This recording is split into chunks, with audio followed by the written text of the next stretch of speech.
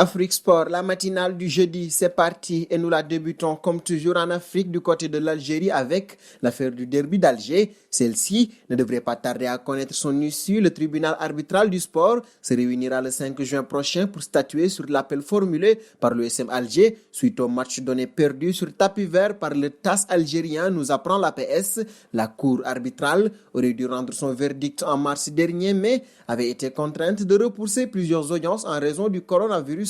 Pour rappel, l'USM Alger avait boycotté son derby contre le MCA le 11 octobre 2019 en raison de sa programmation pendant une date FIFA, alors que son effectif était diminué par l'absence de plusieurs joueurs internationaux militaires ou libyens. La fédération avait préalablement expliqué à la Ligue de football professionnel qu'elle pouvait faire jouer des matchs de championnat national pendant les dates FIFA à condition que les clubs concernés soient consentants.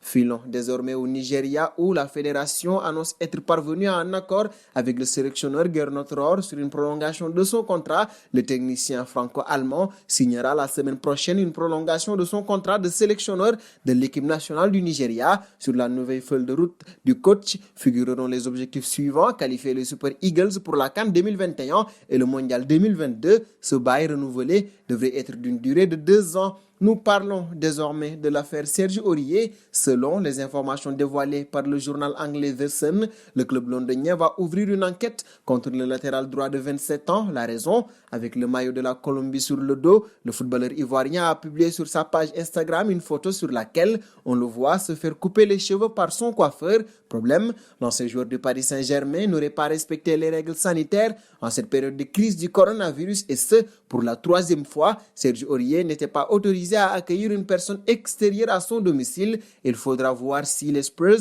prévoient de le sanctionner sportivement et ou financièrement. Dernier point Afrique de cette matinale, les éloges de Louis van Gaal envers Hakim Ziyech. Il a évolué de manière à peine croyable à l'Ajax, pas seulement au niveau de la créativité, mais aussi en tant que joueur d'équipe, a confié l'ex-coach de Manchester United à Nos. Le public a progressivement pris conscience que c'est un vrai bosseur. Il marque, il délivre des passes décisives, c'est ce qui fait de lui un joueur d'exception. Ziyech va beaucoup manquer à l'Ajax puisqu'il a marqué 8 buts et a livré 21 passes décisives en 35 rencontres cette saison.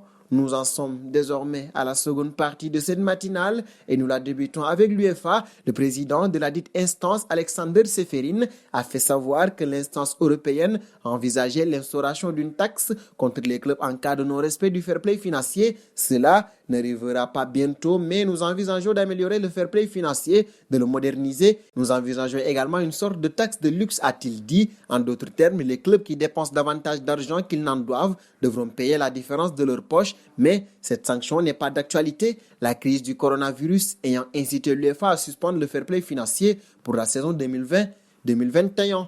Nous filons en Angleterre maintenant pour parler de la reprise. Ici, Liverpool et Manchester United ont effectué leur retour à l'entraînement collectif autorisé par les instances. Les Reds ont retrouvé les installations du club de la Mersey en débarquant individuellement. Dans la foulée, les partenaires de Sadio Mané ont repris contact avec le ballon. Pour rappel, les séances collectives sont de nouveau possibles à condition que celles-ci s'organisent par de petits groupes afin de respecter les mesures de distanciation liées à la crise du coronavirus.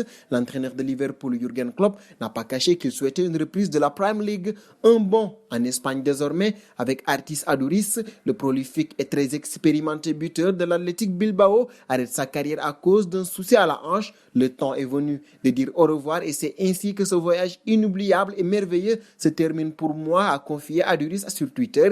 Il avait fait ses débuts à l'Athletic Bilbao à 21 ans en septembre 2002. Il a fait sa dernière apparition en mars à l'âge de 39 ans. Son dernier but était le but vainqueur à la 89e minute contre le Barça à San Mamés.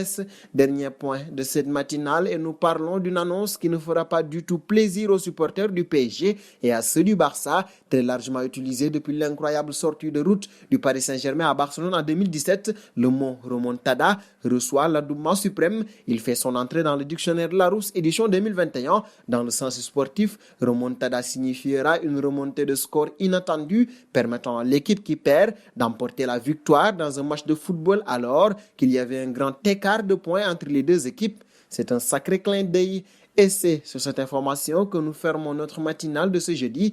Nous vous remercions de l'avoir suivi et vous donnons rendez-vous demain sur Afrique Sport tout en vous invitant à vous y abonner. C'est pour ne rien manquer du football mondial. Abonnez-vous sur la chaîne Afrique Sport pour de nouveaux contenus exclusifs de vos sportifs préférés. N'oubliez pas également d'activer la petite cloche pour ne rien rater.